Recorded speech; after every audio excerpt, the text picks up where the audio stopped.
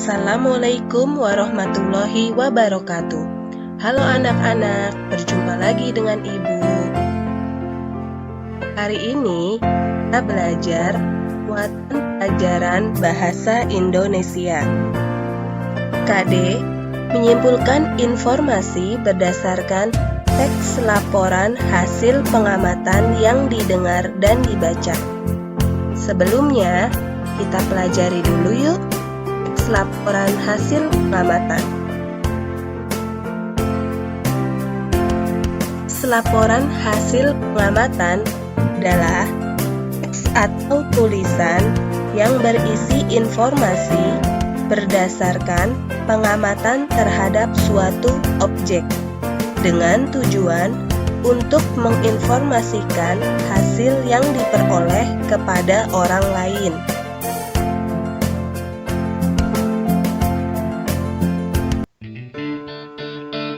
Adapun objek pengamatan berupa 1. Makhluk hidup.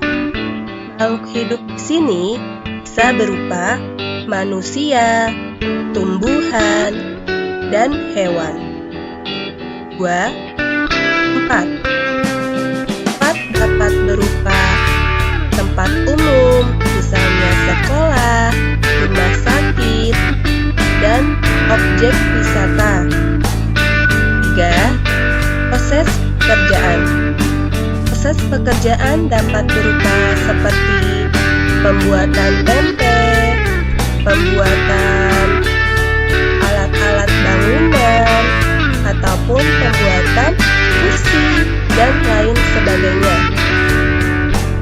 Dan yang keempat, itu kejadian atau peristiwa seperti tsunami, gempa bumi, banjir, tanah longsor, dan peristiwa lainnya.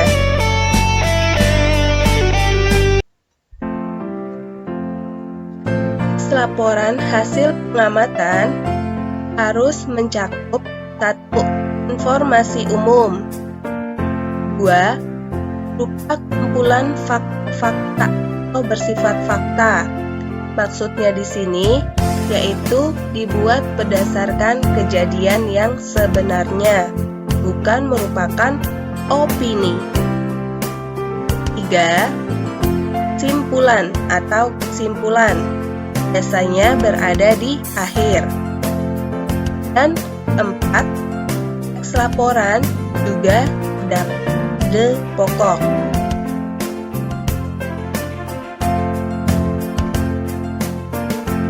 Bagaimana cara menyajikan informasi dalam teks laporan pengamatan? Yang pertama, itu kalian melakukan pengamatan di sekitar. Yang kedua, menentukan objek pengamatan seperti yang telah disebutkan sebelumnya ya. 3. Menentukan kegiatan atau kejadian. Dan yang keempat, mencatat setiap informasi penting.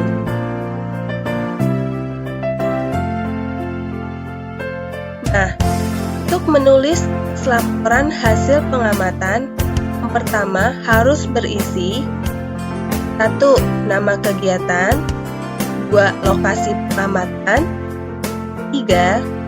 Pengamatan, 4. Objek pengamatan, dan 5. Hasil pengamatan. Hasil pengamatan ini biasanya ditulis dalam bentuk paragraf. Nah, coba kalian perhatikan contoh laporan hasil pengamatan berikut ya. Di sini ada laporan hasil pengamatan. Nih, ada yang pertama nama kegiatannya, pengamatan makhluk hidup di sekitar. Yang kedua ada lokasi pengamatannya di Kebun Binatang Ragunan. Waktu pengamatannya hari Kamis 5 April 2018. Objek pengamatannya berupa hewan-hewan yang ada di Kebun Binatang Ragunan. Nah, ini hasil pengamatannya tadi Ibu sebutkan sebelumnya, yaitu ditulis berbentuk paragraf. Kalau kalian lihat dari contoh ini, Di sini ada 2 paragraf ya. Ada 2 paragraf nih. Ini merupakan hasil pengamatan. Ingat, dalam menulis hasil pengamatan harus menggunakan kata baku. Lalu, biasanya di akhir laporan hasil pengamatan ini, biasanya di paling akhir nanti akan dibuat kesimpulan. Selanjutnya, kita pelajari dulu yuk apa itu paragraf. Mungkin kalian ada yang lupa, jadi ibu ingatkan kembali. Paragraf itu disebut juga alinea. Nah, paragraf itu apa sih? Kumpulan beberapa kalimat yang biasanya mempunyai satu ide pokok. Jadi setiap satu paragraf ada satu ide pokok. Cara penulisan paragraf itu biasanya sedikit menjorok ke dalam atau menggunakan garis baru. Di contoh tadi yang sebelumnya, penulisan paragrafnya sedikit menjorok ke dalam ya. Dan yang ketiga, paragraf terdiri dari satu kalimat utama dan beberapa kalimat penjelas. Menyimpulkan informasi dalam teks laporan hasil pengamatan berarti mengambil intisari atau informasi penting dari laporan. Bagaimana cara menyimpulkan informasi dalam teks laporan hasil pengamatan? Yang pertama, kalian perlu membaca seluruh teks laporan dengan cermat. Jadi, seluruh teks laporan itu kalian baca dengan cermat lalu dipahami. Yang kedua, mencatat setiap informasi penting. Yang ketiga, menentukan ide pokok setiap paragraf. Tadi ibu sudah sampaikan, jadi setiap satu paragraf itu biasanya ada satu ide pokok. Yang keempat, mencatat kata kunci dari laporan. Yang kelima, membuat pernyataan atau kalimat yang sesuai dengan informasi yang tadi kalian peroleh, ide pokok dan juga kata kunci.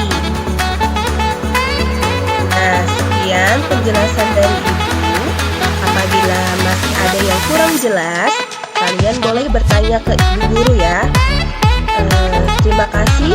Semoga kalian dapat beraktivitas dengan